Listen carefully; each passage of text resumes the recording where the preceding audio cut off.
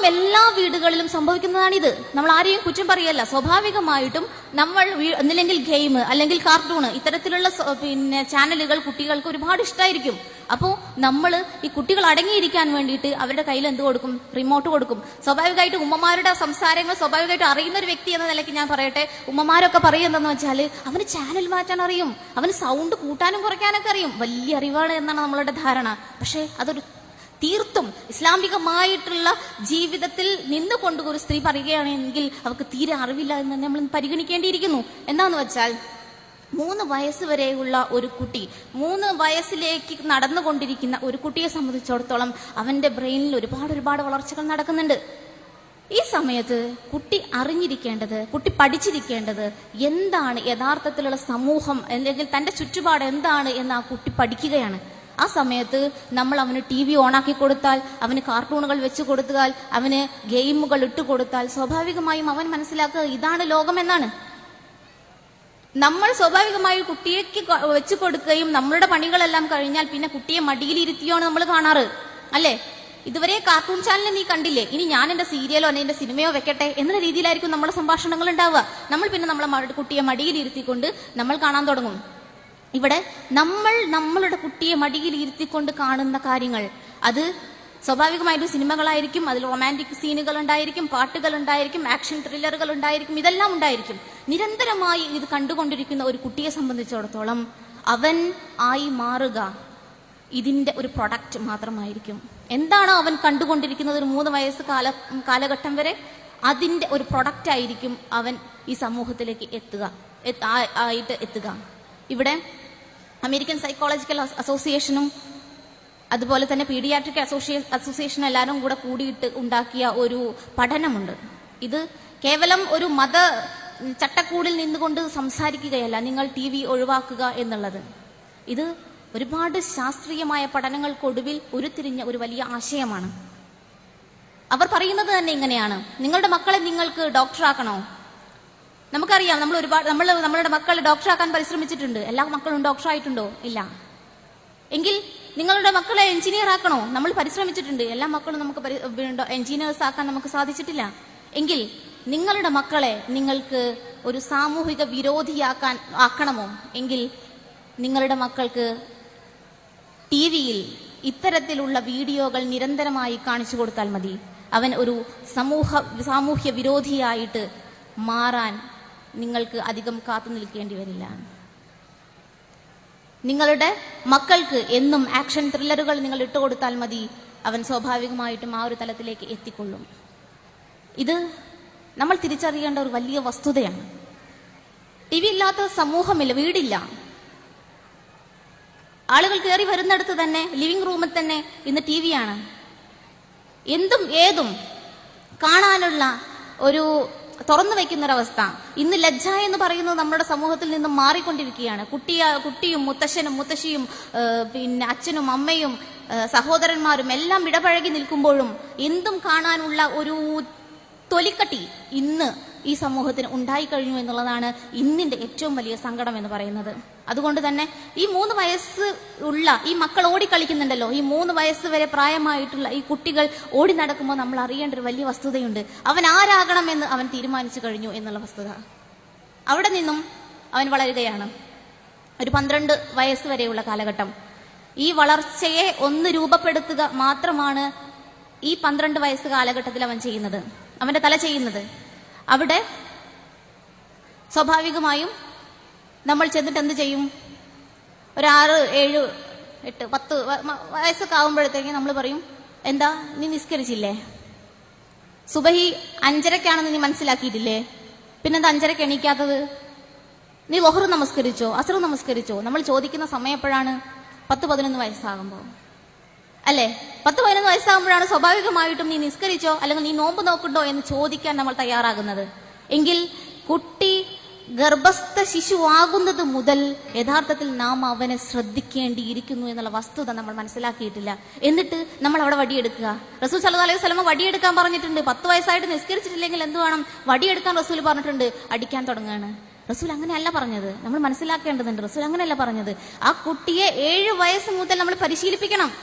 7 വയസ്സ് മുതൽ നമസ്കരിക്കാൻ പരിശീലിപ്പിച്ച് 10 വയസ്സ് ആയതിനു ശേഷവും അവൻ നമസ്കരിച്ചിട്ടില്ലെങ്കിൽ ചെറിയ ശിക്ഷാ നടപടികൾ നിങ്ങൾ സ്വീകരിക്കണമെന്നാണ് പറഞ്ഞത്. പക്ഷേ 7 വയസ്സിൽ നമ്മൾ അവനെ ശ്രദ്ധിച്ചില്ല. അവൻ ചെറിയ കുട്ടിയല്ലേ, കളിക്കട്ടെ. 8, 9, 10 റസൂൽ നിസ്കരിക്കാൻ പറഞ്ഞിട്ടുണ്ട്, ഇടുക്ക് വടി. അതാണ് നമ്മളുടെ നിലപാട് അല്ലെ? എങ്കിൽ നമ്മൾ മനസ്സിലാക്കേണ്ട വസ്തുത, നമ്മൾ യഥാർത്ഥത്തിൽ എവിടെ നിന്നാണ് തുടങ്ങേണ്ടത് അവിടെ നിന്ന് നമ്മൾ തുടങ്ങിയാൽ സ്വാഭാവികമായിട്ട് ആ മാറ്റം 10 വയസ്സായി കഴിഞ്ഞാൽ നമസ്കരിക്കാൻ സമയമായില്ലേ ഉമ്മ എന്ന് ചോദിക്കുന്ന കുട്ടികൾ ഇങ്ങോട്ട് ചോദിക്കുന്ന ഒരു അവസ്ഥ ഉണ്ടാകും.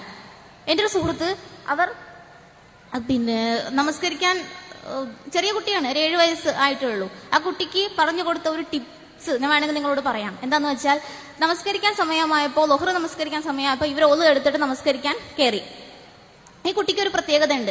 ഞാൻ വലിയ ആളാണ് എന്ന് പറയുന്നത് വെച്ചാൽ ഒന്നിങ്ങനെ കേൾച്ചിയാൽ അവൻ സ്വാഭാവികമായിട്ടും കയറുന്ന ഒരു കുട്ടിയായിരുന്നു. എന്നാൽ നീ ഭയങ്കരമായിട്ട് നല്ല വലിയ കുട്ടിയായില്ലേ, നീ അങ്ങനെ ചെയ്തോ ഇങ്ങനെ ചെയ്തോ എന്നൊക്കെ പറഞ്ഞാൽ വേഗം വീഴുന്ന ഒരു കുട്ടിയായിരുന്നു. അപ്പോൾ ഈ കുട്ടീനോട് ഉമ്മ ചോദിച്ചു, ളുഹ്ർ ബാങ്ക് കൊടുത്തു നീ കേട്ടോ? ആ കേട്ടു. വലിയ ആൾക്കാരൊക്കെ സമയമായ ആ സമയത്ത് നമസ്കരിക്കും, നീ ഇപ്പൊ വലിയ കുട്ടിയായിട്ടുണ്ടല്ലോ, എന്ത് പൊക്കാ വെച്ചിട്ടുള്ളത്, ഉമ്മാന്റെ അത്ര ആവാനായിട്ടുണ്ട്, നീ നമസ്കരിക്കുന്നില്ലേ എന്ന് ചോദിച്ചു.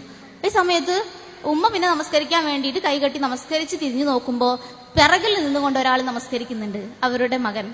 അവൻ ഒതു കൊടുത്ത് വേഗം തന്നെ വന്ന് നമസ്കരിക്കുകയാണ്. അപ്പൊ നമ്മൾക്ക് ചില ടിപ്സുകൾ ഉപയോഗിച്ചുകൊണ്ട് നമ്മുടെ മക്കളെ ഇസ്ലാമികമായ പാഠങ്ങളിലേക്ക് ക്ഷണിക്കാൻ നമുക്ക് സാധിക്കും.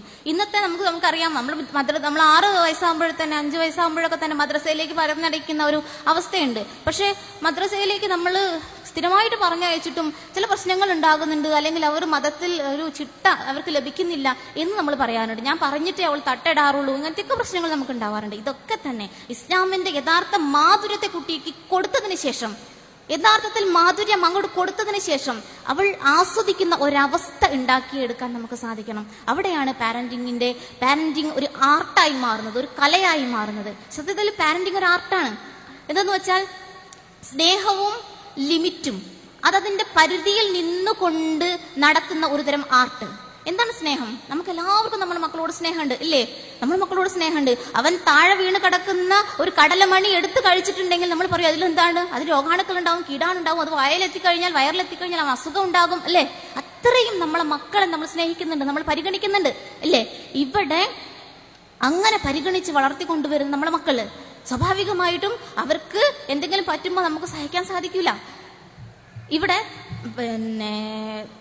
വലുതായി കഴിഞ്ഞാൽ നമുക്ക് നമ്മളുടെ മക്കളിൽ നിന്ന് നമ്മൾ പ്രതീക്ഷിക്കുന്ന ഒരു പ്രാർത്ഥനയുണ്ട്. എന്താണ് ആ പ്രാർത്ഥന? റബ്ബിർഹംഹുമാ കമാ റബ്ബയാനി സ്വഗീറ അല്ലേ? ആ പ്രാർത്ഥനയുടെ അർത്ഥം എന്താണ്? ആ പ്രാർത്ഥന എന്ന് പറഞ്ഞാൽ നമ്മളുടെ മക്കളിൽ നിന്ന് നമ്മൾ പ്രതീക്ഷിക്കുന്ന ഒരു പ്രാർത്ഥനയാണ്. എനിക്ക് കാരുണ്യം തന്നതുപോലെ പടച്ച തമ്പുരാനെ നീ അവരോട് കാരുണ്യം ചൊരിയണമേ. എങ്ങനെ?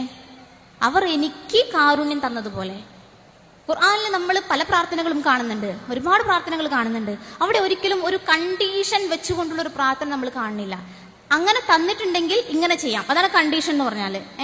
ആ കണ്ടീഷൻ വെച്ചുകൊണ്ടുള്ള ഒരു പ്രാർത്ഥന അത് ഖുർആനിൽ ഇത് മാത്രമാണ് കാണുന്നത്.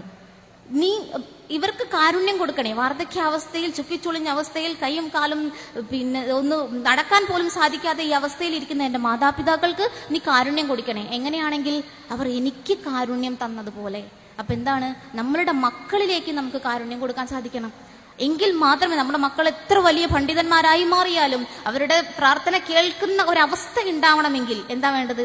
അവർക്ക് നമുക്ക് കൊടുക്കണം കഴിയണം. അവർക്ക് ആദ്യം നമ്മൾ കരുണ കൊടുത്തെങ്കിൽ മാത്രമേ വാർദ്ധക്യാവസ്ഥയിൽ അവർ പ്രാർത്ഥിച്ചാൽ പോലും നമുക്ക് ആ പ്രാർത്ഥനയുടെ ഫലം ലഭിക്കുകയുള്ളൂ. അപ്പോൾ ആ കൊടുക്കുന്ന കാരുണ്യം എന്താണ്? യഥാർത്ഥത്തിലുള്ള സ്നേഹം. ഉമ്മമാരുടെ മനസ്സിൽ നിന്നും വറ്റി വരണ്ടുകൊണ്ടിരിക്കുന്ന ഒരു കാര്യമാണ് കാരുണ്യം എന്ന് പറഞ്ഞാൽ. പക്ഷേ ആ കാരുണ്യത്തെ നമുക്ക് നിലനിർത്തിക്കൊണ്ട് യഥാർത്ഥത്തിലുള്ള കാരുണ്യം എന്ന് പറഞ്ഞാൽ ഇഹലോകത്ത് അവർക്ക് നൽകുന്ന കാരുണ്യവും അതോടൊപ്പം തന്നെ പരലോകത്ത് എന്താണ് നിന്റെ മെച്ചം, പരലോകത്തിൽ നന്മ ഏതാണ്, തിന്മ ഏതാണ്, യഥാർത്ഥത്തിലുള്ള സത്യം ഏതാണ്, അസത്യം ഏതാണ് എന്ന് തിരിച്ചറിയുവാനുള്ള ഒരു ബോധം കുട്ടിക്ക് കൊടുക്കലും കൂടിയാണ് യഥാർത്ഥത്തിൽ കാരുണ്യം എന്ന് പറയുന്നത്. അതുകൊണ്ട് തന്നെ യഥാർത്ഥത്തിലുള്ള കാരുണ്യം ലഭിക്കുന്ന, യഥാർത്ഥത്തിൽ പ്രാർത്ഥന അനുഭവിക്കാൻ സാധിക്കുന്ന യഥാർത്ഥ ഉമ്മമാരായി നമുക്ക് മാറാൻ കഴിയണം. അതുകൊണ്ട് തന്നെ അത്തരത്തിലുള്ള ഒരു മുന്നേറ്റത്തിന് വേണ്ടി നമ്മൾ ഇന്ന് തന്നെ തയ്യാറാവുക എന്നാണ് എനിക്ക് പറയാനുള്ളത്. യഥാർത്ഥ ഉമ്മമാരായിക്കൊണ്ട് ജീവിച്ച് മരിക്കുവാനുള്ള തൗഫീഖ് പടച്ചോൻ നൽകട്ടെ. റബ്ബനാ ആതിനാ ഫിദ്ദുനിയാ ഹസന വഫിൽ ആഖിറതി ഹസനത വഖിനാ അദാബന്നാർ. റബ്ബനാ തഖബ്ബൽ മിന്നാ ഇന്നക അൻതസ് സമീഉൽ അലീം വതുബ് അലൈനാ ഇന്നക അൻതത് തവ്വാബുർ റഹീം. ആമീൻ. അസ്സലാമു അലൈക്കും വറഹ്മത്തുള്ളാഹി വബറകാതുഹു.